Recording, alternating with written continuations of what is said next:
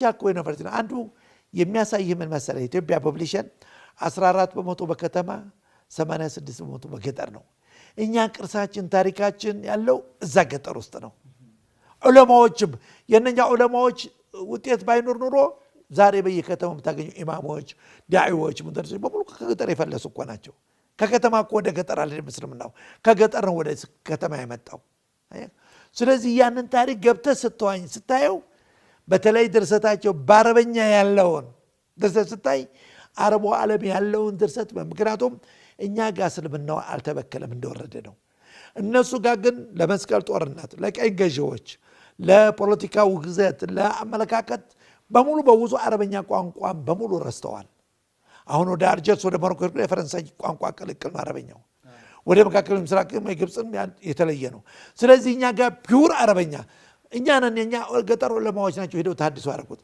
ቱርክ ብትሄድ የነ ሼክ በሽር አልአጋ አልከቢር፣ በሽር አልአጋ ሰጊር፣ ናዲር አልአጋ የሚባሉ አቡ አዩብ አልአንሳሪ ነብዩ መዲና ያስተናገዱ ሰለላሁ ዐለይሂ ወሰለም ቀብር ላይ 5000 ሰው የሚጎበኘው እዛ ውስጥ የበሽር አልአጋ ቀብር እንዳገኛለህ። አጋጣሚ ኢስታንቡል ዩኒቨርሲቲ ጋብዞኝ ሂጄ ስጠይቅ ያ በሽር አልአጋ ምን ነበሩ? መዲና ላይ ትልቅ ዓሊም ኢትዮጵያዊ ነበሩ። አብዱልሐሚድ ሳኒ ወደ ቱርክ ሲሄድ ኢስታንቡል መሰረቱ ሲጥል ዑለማዎችን ሀበሾቹን ነው ይዞ የሄደው እና በሳቸው አማካሪነት የቱርክ መዝሃብ ምን ይሁን ብሎ ሲጠይቃቸው ሐነፊ፣ ማሊኪ፣ ሻፊዒ ይሄን አጸድቃለሁ አራቱም መዝሃብ። ሻዓ ሲሏቸው ሻዓ አልፈቅድም አሉ። እሳቸው ያሉት ነው የሚሆነው ተብሎ ቱርክ ከሻዓ ነፃ ሆና ቀረች በሳቸው ኢፍታ። እንግዲህ ተመልከት አሻራችን። ለዚህ ብሎ ክብር ያላቸው ናቸው። ከአቡ አዩብ አንሷሪ ጎን ነው ቀብራቸው። አሁን ወደ ኢንዶኔዥያ ያርክ እንደሆነ ኢንዶኔዥያ ሁጃጆች መካ መጥተው በቱርኪያን ዘመን ማለት ነው እስኪ ዳኛ የሚሆነን ቃዲም የሚሆነን ዓሊም የሚሆነን ኢማም የሚሆነን ሼክ መርጣችሁ ስጡም ብሎ ከመካ ሼክ ዩሱፍ አልጀበርቲን ሰጧቸው። እሳቸውን ይዘው ሄደው ዶሪሓቸው አሁን ጃካርታ ታገኛለህ። ግብፅ ያርክ እንደሆነ አብዱራህማን አልጀበርቲ የታወቀው የታሪኩ ተመራማሪ። መካ መዲና ያርክ እንደሆነ ኢማሞቹ ያሰለጠኑ ያስተማሩ ነሸ መሐመድ ራፊ፣ ነሸ ሰይድ ሱሉላህ፣ ነሸ አብዱልመጂድ አልጀበርቲ እነዚህ በሙሉ ከሀበሻ የፈለሱ እኮ ናቸው። ስለዚህ እኛ ነን ተሐድሶ ያደረገኑ ለእስልምናው በአረቡ ዓለም። ይሄንን ታያለህ እዛ አካባቢ ስትሄድ። ወደ አገር ስትመጣ ደግሞ ቦታህና ክብርህን ይነፍግሃል። ሁለት ተቃራኒ ጉዳዮች ነው የምታየው። አለማወቅ አንዳንድ ጊዜ ጥሩ ነው። ምክንያቱም በማወቅህ ለስኳርም ደም ግፊትም ትጋለጣለህ ተግባራዊ ሳይሆን ሲቀር። ስለዚህ መንግስትም ተዋጋው፣ አስተዳደሩም ተዋጋው፣ ህዝቡም በማህየምነት ሰፈነ ሙስሊም ማህበረሰብ ይሄ ታሪክ ባለቤት አልባ ሆነ።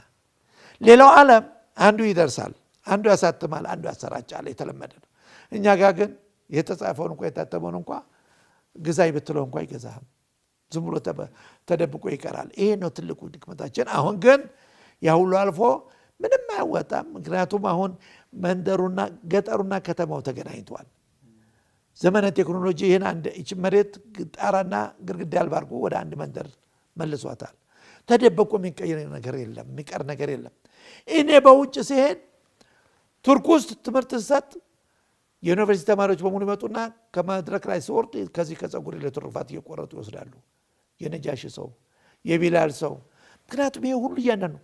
ከዛ ቀጥሎ ሀበሾች አሻራ በእስልምና ትላንትና ዛሬ ስታነበው እዚህ ታሪክ ላይ ስትገባ ነቢዩ ሰለላሁ ዐለይሂ ወሰለም ይሄን የመጨረሻውን መልእክት ይዘው መጥተው በዛን ከልደታቸው እስከ 40 ዓመት እስከሚሞላቸው ይሁን ሙሂም ሚናን ታገኛለህ።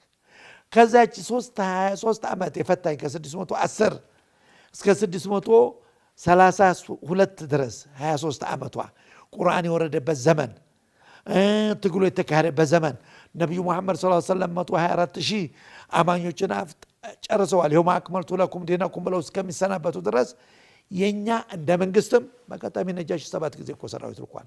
ድጋፍ ሰጭ ለነቢዩ ልጆቹ ሳይቀሩ አሪሃ አቤነዘር ሳይቀር 14 መሰረታቸው እኮ ሀበሻዊ ሆኖ ህይወታቸውን ሰውተዋል በጂሃድ።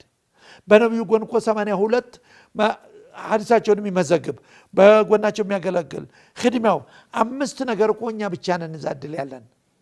ሸረፈ ሱሕባ ለነቢዩ ጓደኝነት ሰሓቢ ማለት ቀላል አይደለም። አንድ ደቂቃ አየ ነቢዩን ሰለላሁ ዐለይሂ ወሰለም ሰሓቢ ይባላል። ሸረፈ الخدمة النبوية በወንድም በሴትም ሸረፈ الجهاد አለንበት። ሸረፈ الهجرة ምንለው የስደቱ ክብር አለንበት። እና ይሄ ሁሉ አምስት ነገር ሸረፈ ሰብቅ ለልእስላም ይሄን ጥሪ በመጀመር በወንዶች ሁለተኛ ነን ከአቡበክር ቀጥሎ ቢላል ነው በሴቶች ሁለተኛ ነን ከኸዲጃ ቀጥላ ኡማይመን ናት በሀገር ሁለተኛ ነን በአህጉር አንደኛ ነን በአህጉር ሁለተኛ ነን በሀገር አንደኛ ነን በንጉስ አንደኛ ነን በጂሃድ አንደኛ ነን ይሄ ሁሉ ያለን ነገር ነው ስለዚህ የዛ ሁሉ ተጠራቅሞ ነብዩ ሲወለዱ ሰለላሁ ዐለይሂ ወሰለም ኡሙ አይመን ነች ያሳደገቻቸው ከናቴ ቀጥላ እናቴ ያሏት ወንድም የላቸው መት የላቸው ከአባታቸው ወረሱት ያችን ሀበሻዊቷ መቤትና 5 ግመሎች ብቻ ናቸው አለም እንጂ ከየቲማን ፈዋ ወጀደከ ضالن فهدا وضحنا قرب አንበብ ከዛ በኋላ ደግሞ ሲሸኙ ከሰባቱ 3ቱ ሀበሾች ናቸው ሸኙአቸው አባስ ልጆቻቸው ፈضل ቀይሰም አሊ ሆነው ሲያጥዋቸው ቢላልና ኡሳማ ሸቅራን ሀበሺ ልጁ ኻደማቸው እነኚህ ውሃ ያቀርቡ ነበር ቁርጓዱ ተቀፍሮ ሲያስተኛቸው እነዚህ 3ቱ ከቀይሰም ጋር ገብተው ያስተኛቸው እነሱ ናቸው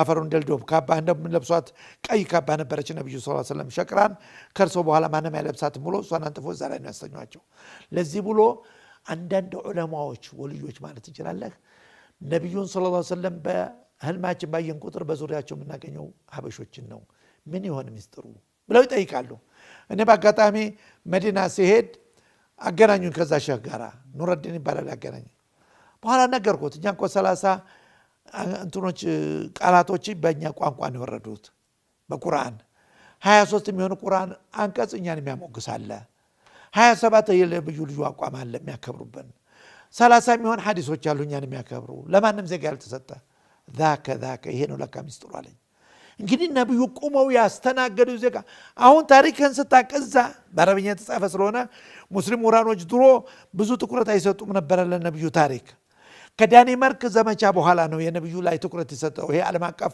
ሚዲያ ሁሉ ተዋቀሩ አፍሪካ ቀንድም እኮ ወይ አፍሪካ ቲቪም እኮ የተመሰረተው በዛ መሰረት እኮ ነበርኩ መስረታው ላይ ቁርጡባም እንደ ተመሰረተ ሌላ ጣቢያ በእንግሊዘኛ እዚህ ደግሞ በዚህ ነብዩን የማስተዋወቅ ስራ ያን ጊዜ ተደፈሩ ተብሎ ሰለላሁ ዐለይሂ ወሰለም እና ዩሱፍ አልቀርዳዊ እኮ ናቸው ይሄን ድርጅት የሚመሩት ያን ጊዜ ሲመሰረት እኛ በሀገራችን በባህላችን ለዚህ ነው ቅድሚያ የተሰጠው ቁጥር 1 ለኛ ለአፍሪካ ቲቪ ማለት ምክንያቱም የነነጃሽ የነቢላል አገር ስለሆነ ቅድሚያ ይሰጠው ተብሎ የተሰጠው ስለዚህ ያን ሁሉ ክብር ያገኘንበት መድረክ አሁን ሌላው ዓለም ከኛ በኋላ ዘግይቶ መጥቶ እኛ ግን ከጥንት ጀምሮ እኮ አልተለየም ለዚህ ብሎ ረመዳንን አጿጿም ብትፈልግ በኢትዮጵያ እንደወረደ ነው በነብዩ ዘመን እንደነበረ ምንም አልተበከለም ኢትዮጵያ እስልምና እንዳለ ኦሪጂናል ነው እንደ መዲና ሰማክ ስለዚህ ይሄ ነው ክብራችን ያንን አሁን ሙስሊም ምሁራኖች ጸሐፊዎች ፊልም ሰሪዎች እየፈለጉ ሲሰሩት የኔ ባለቤት አርጓው ነው